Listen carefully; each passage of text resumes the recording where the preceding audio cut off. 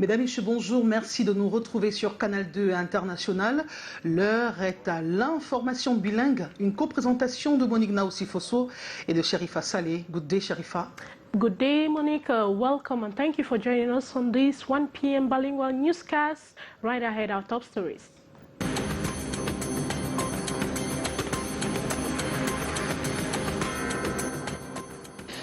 Business des ossements humains, un réseau démantelé à l'Est. Une activité menée en complicité avec les détenus. Ces présumés hors la loi ont à leur actif la profanation des tombeaux à l'extrême nord, dans la Damawa et à l'Est. Fuel scarcity hits the town of Bagante in the west region of Cameroon, where jerry cans, bike riders and vehicle owners are scrambling to secure fuel. Plus de 2 milliards de personnes sur Terre n'ont pas accès à une eau salubre. Ce 22 mars, journée mondiale de l'eau, l'OMS amplifie le plaidoyer pour l'accès du plus grand nombre à ce précieux liquide. Muslims brace up as they begin the Ramadan this week. The 1 p.m. news takes a look on how the Muslims prepare for fasting. Those were our top stories.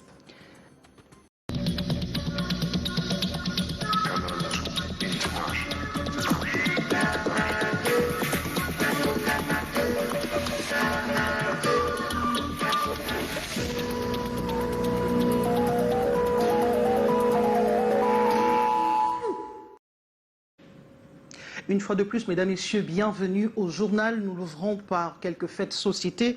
Ils avaient pris l'habitude, avec la complicité des vigiles, de dérober des véhicules consignés dans des agences de voyage. Un autre groupe spécialisé dans la même activité a pris en otage une femme avant de fondre dans la nature avec son véhicule contenant des biens de valeur. Ces différents groupes viennent d'être interpellés et mis aux arrêts. David Sandio. The traces of the robbery attack are still visible on the arm of this 50-year-old woman. A collar remains tied up for 48 hours. Toutes nos excuses, vous avez suivi justement cette actualité, c'est dans la langue de Shakespeare que portait Morindi. Et nous revenons justement sur cette actualité dans la langue de Molière. Il s'agit des hors-la-loi spécialisés dans le vol des voitures, vol à main armée dans la ville de Douala. Ils viennent d'être mis aux arrêts par les éléments des forces de maintien de l'ordre. C'était en présence des hommes de médias. Si la réalisation nous le confirme, nous pouvons justement vous proposer cet élément. Alors, nous aurons cet élément dans quelques secondes, mais avant, nous allons nous intéresser à tout à fait autre chose. Ce sont des businessmen, des ossements humains. Ils ont été interpellés dans la région de l'Est. Ils ont profané plusieurs tombes dans diverses régions du Cameroun, la Damawa, l'Est et la région de l'extrême nord. Il faut signaler que c'est avec la complicité des détenus qu'ils parviennent à mener leur activité. Reportage de Roméo Tignang. L'ensemble de ce butin pèse 27 millions de francs CFA. Foireuse affaire, Croix-Gant en disposition araignée à Bertois, Meganga et Kousseri tombent à la DRPJ de l'Est alors qu'ils s'apprêtaient à écouler leur butin sur le marché noir. Vous venez de constater là la présentation à la presse par la division régionale de la police judiciaire de l'Est de 3 gangs de profanateurs des tombeaux et des organes humains, notamment des ossements humains, qui ont été interpellés et entre les mains de qui nous avons saisi pratiquement 4 squelettes qui étaient, n'est-ce pas, en train d'être vendus dans le marché noir de la place. L'identité des acheteurs reste inconnue. Toutefois, l'enquête des éléments de la police judiciaire de l'Est sous le contrôle du divisionnaire Hervé Njomo révèle des ramifications dans les pénitenciers de Bertois et Douala Newbel, où par téléphone, le business se filait en bonne voie. Monsieur Vondou, c'est lui qui est ancien dans ça, c'est un sergent-chef de l'armée. Lui, il est arrêté, il est à la prison de Newbel. Il faut que je complète 2 millions, il connaît la personne qui pouvait nous acheter ça. Dès qu'on nous achète, je devais avoir 10 millions. Résultat de terrain, grâce à la brigade anticriminelle de la DRPJ de l'Est, la collaboration des populations davantage exhortée. Comme vous l'avez constaté, Cet exploit de la sécurité nationale découle de la franche collaboration, de la collaboration étanche qu'il y a entre la police et les populations. Ces trois gangs présumés méditent de leur sort devant le procureur de la République. Rendons-nous à Buea, une ville défigurée, transformée à la suite des inondations meurtrières qui se sont abattues le week-end dernier. Eh bien, le ministre de l'administration territoriale, Paula Tangandji, a rendu une visite à l'effet de secourir, de porter le message de condoléances du chef de l'État aux familles endeuillées et d'assister les sinistrés. La peinture de Buea avec notre envoyé spécial Joël Diom 3. Dans cette bâtisse en matériaux provisoires au lieu-dit Wonalionga, les eaux noirâtres venues du char des dieux, avec une rare violence, ont emporté sur leur chemin une partie de cette maison et l'une des victimes, une petite fille, en plein sommeil. 4 jours après le sinistre, le ministre de l'administration territoriale, en visite sur les lieux touchés, trouve des populations encore sous le choc. C'était vraiment horrible. En fait, moi je n'ai jamais vu ça. Vraiment. Non loin de là, nous voici à la PCC Synode Office, dont un pan de la clôture a été détruit. En contrebas, à Buea Market Town, un visage apocalyptique. Cette rue, divisée en deux, les habitations tout autour sont un champ de ruines. On aurait dit un tremblement de terre. La position de ce véhicule témoigne de la furie des eaux. C'est venu d'une gravité et une densité que personne ne pouvait imaginer. Tu n'attends pas la pluie, mais tu vois que l'eau qui descend de la montagne avec la pression, ça porte même les voitures qui étaient devant ici. La cause de ce drame, des constructions anarchiques sur le lit normal des eaux qui ont été déviées, semant le chaos, entouré des autorités administratives et traditionnelles sur le terrain. Et lors de la réunion de travail organisée à cet effet, le ministre de l'administration territoriale délivre ce message de réconfort du président de la République aux familles sinistrées, accompagnées de kits de couchage et de denrées alimentaires, elles qui ont presque tout perdu. Imaginez un seul instant que si ces éboulements avaient surgi la nuit quand les gens étaient en train de dormir, on devait enregistrer au moins 1000 morts.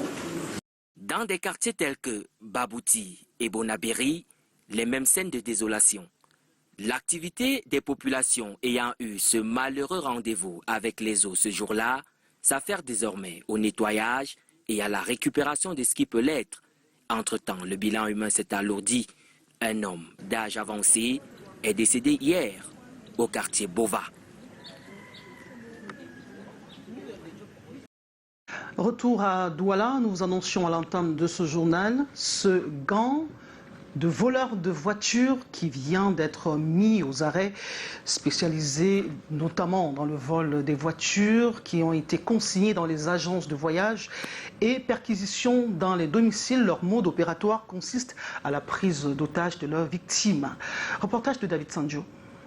Sur les bras de dames écolées, les traces sont encore visibles. La dame d'une 50aine d'années est restée ligotée pendant 48 heures. Les hors-la-loi sont passés par le toit de sa maison pour se retrouver à l'intérieur. Ils expliquent ici le mode opératoire. Lorsque nous sommes arrivés dans sa chambre, nous avons commencé à fouiller ce qu'on pouvait prendre. Nous sommes allés au niveau de ses placards, nous avons pris les rideaux, les draps, les couvertures de lit, les catcheurs, nous avons sorti les rallonges baladeuses.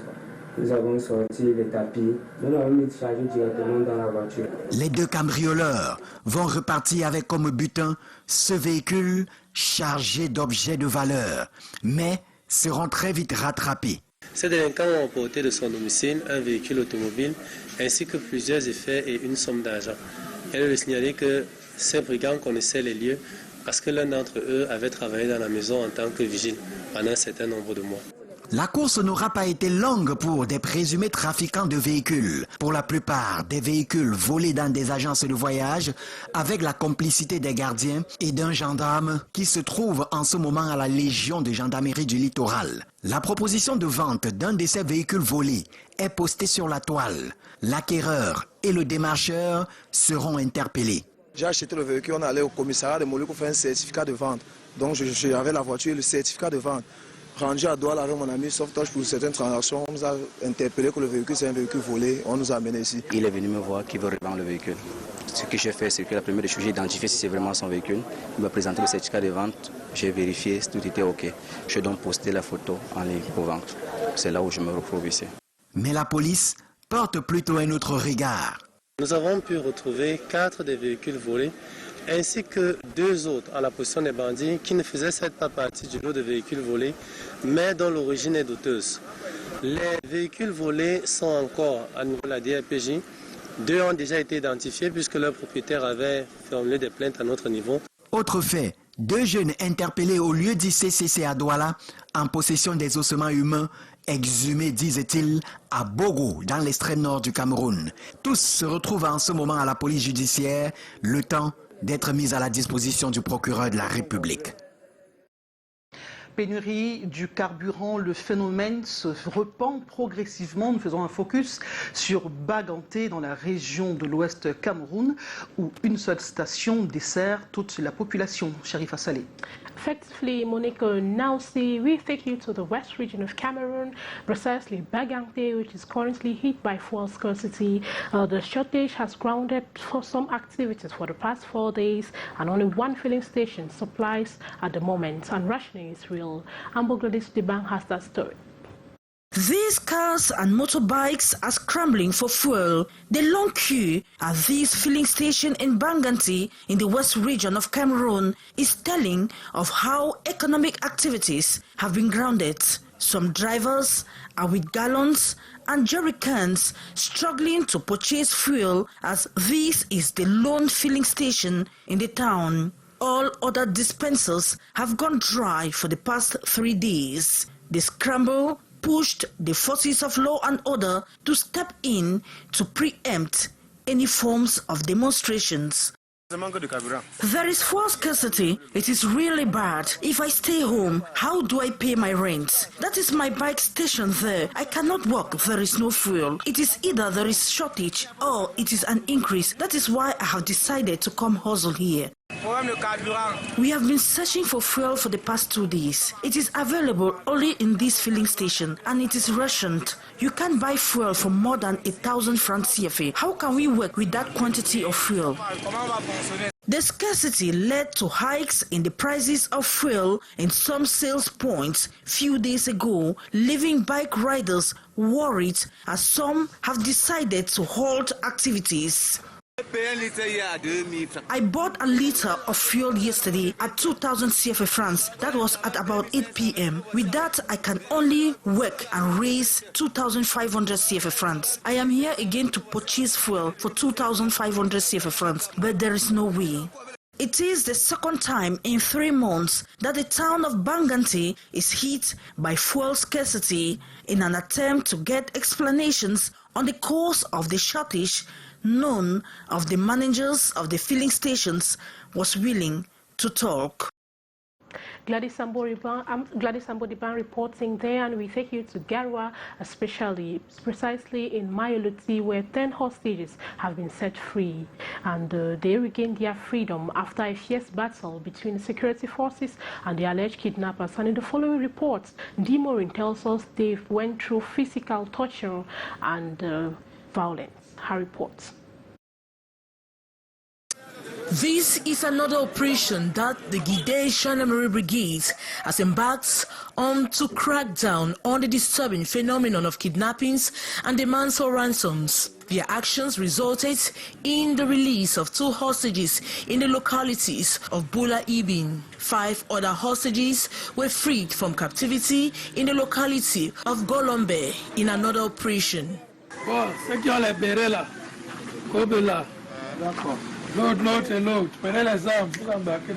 Exchange of gunshots between security officers and alleged kidnappers around the mountainous area of the affected localities succeeded to repel the kidnappers.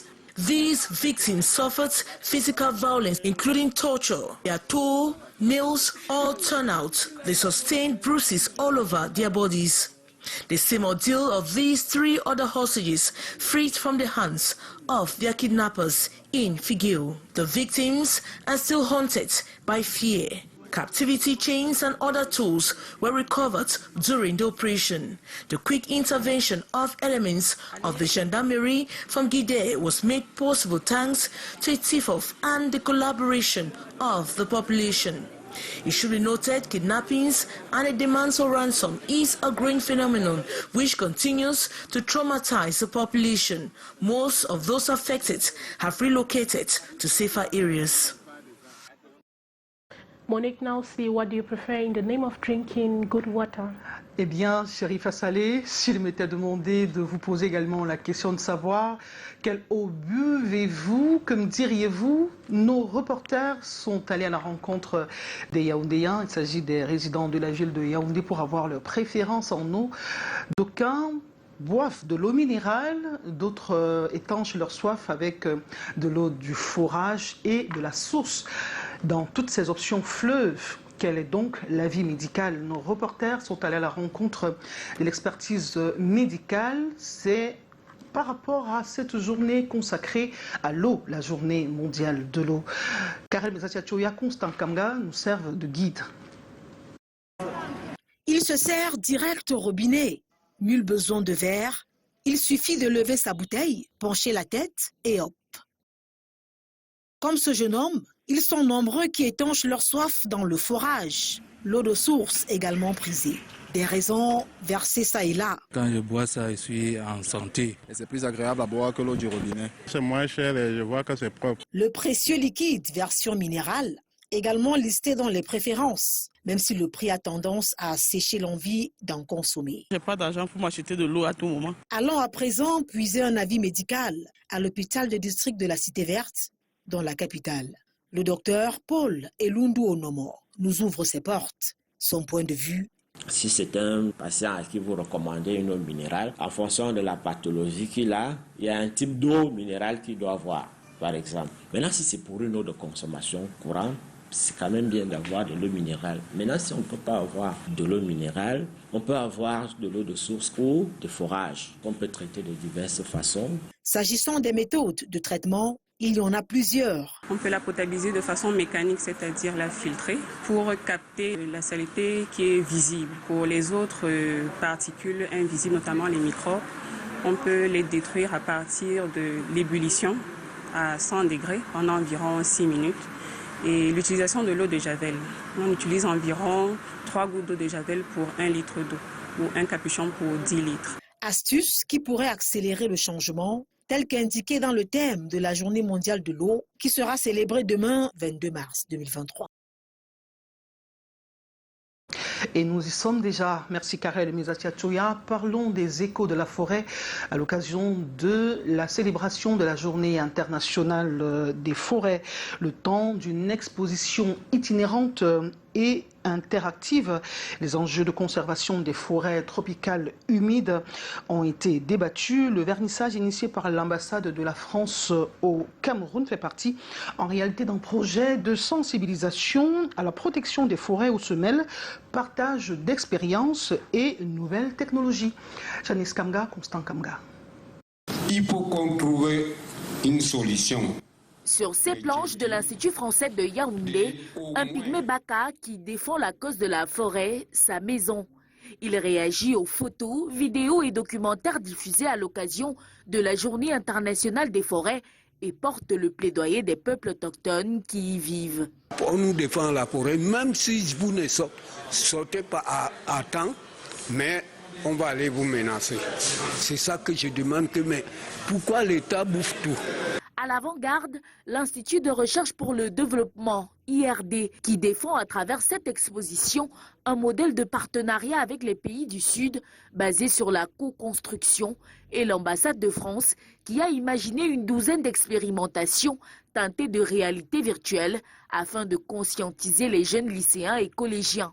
Vous allez monter dans une sorte de tente qui vous offre une situation où vous vous retrouvez au milieu de la forêt, à travers les odeurs de la forêt, les sons de la forêt et les paysages de la forêt.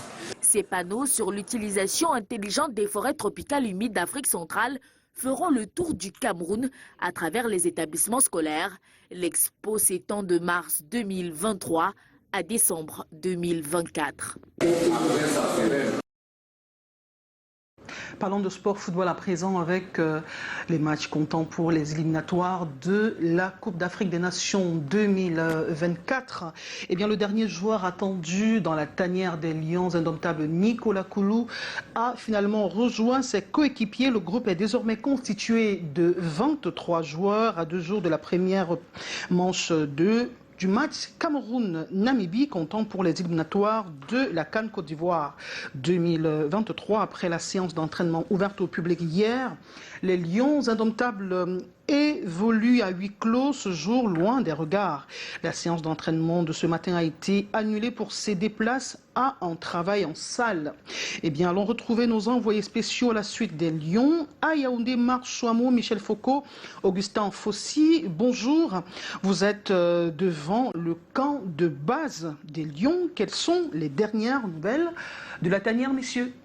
23 joueurs, puisque le 24e joueur, Kaltoko Ekambi, blessé, a dû regagner son club hier du côté de la France. Dans le programme, il est connu, séance d'entraînement à huis clos. Tout à l'heure, à 17h, du côté du stade annexe à Dolembe, loin des caméras, loin du public cette fois-là.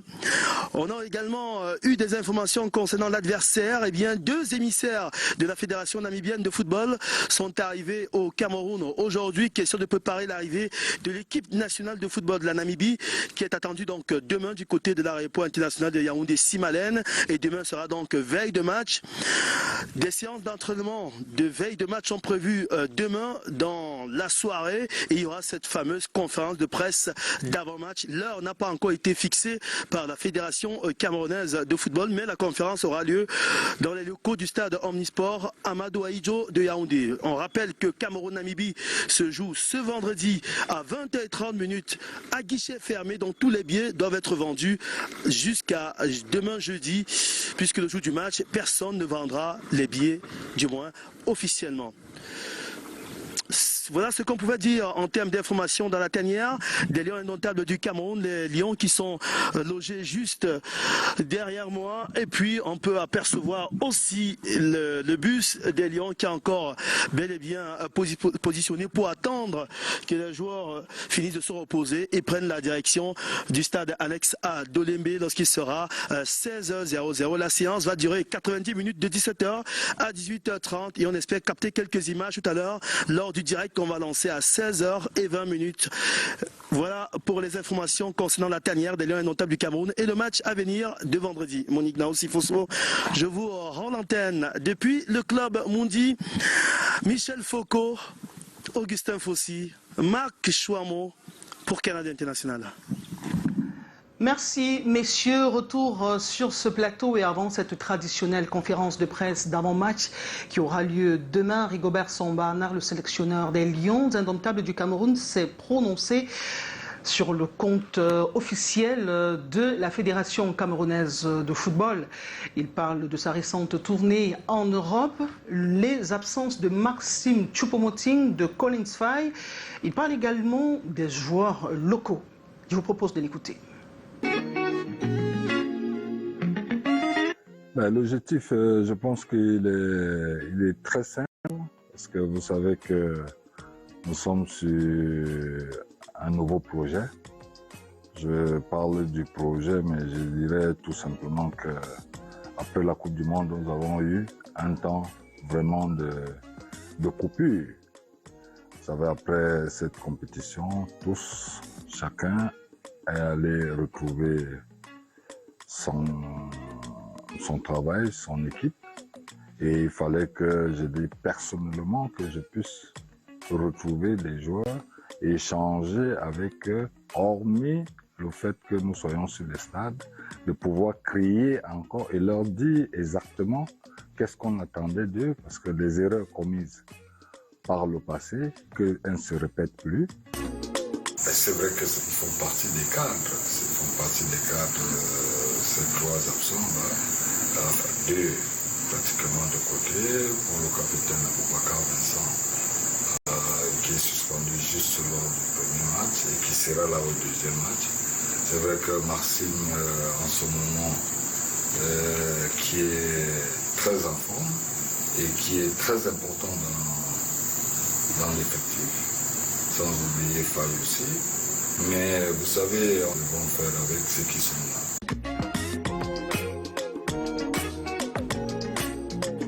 Non, mais je pense qu'il faudrait qu'on donne confiance un peu aux joueurs locaux. Il y avait 2, aujourd'hui c'est 3. Peut-être que demain il y en aura 4, peut-être sur-dessus au fil du temps, et il y en aura plus. Mais je dis, c'est pour donner aussi de la motivation au championnat local. Eh bien, la suite de ce journal, c'est en religion. Le Ramadan démarre demain, 30 jours d'abstinence, de prière, de méditation. Sherifa Saleh. Effectively, Monique, now see Muslim faithful are bracing up to have a smooth month of fasting, a month where they consider a time when they get closer to God by intensifying prayers and foregoing worldly tendencies. We get that in the following report. Ramadan, a holy month on the Muslim calendar when Muslims observe fasting for a period of 30 days. Preparations for Ramadan 2023 seems tough, especially with the current inflationary situation. I have put in place necessary items we need for the holy month. It is true that things are extremely high in prices, but we have no choice, for it's our holy month. We shall use the opportunity to pray for things to get better. Compared to last year, this year customers are really complaining on prices of basic items. Considered a month of sharing and blessings, Muslim faithful believe the actual inflationary system could be a message from Allah. I want to pray the Almighty to help us during and after this month.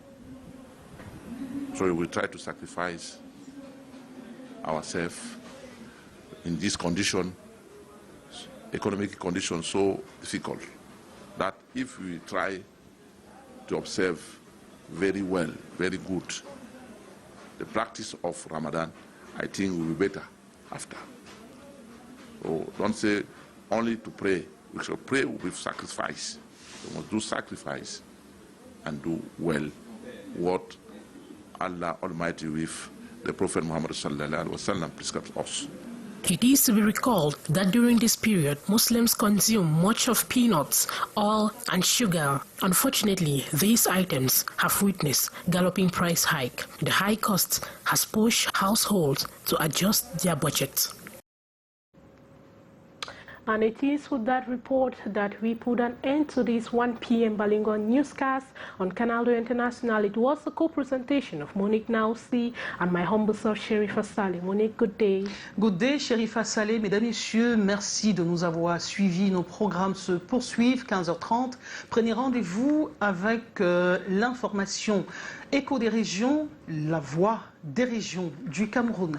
Nous revenons demain à 13h avec le même plaisir pour l'information bilingue sur Canal 2 International.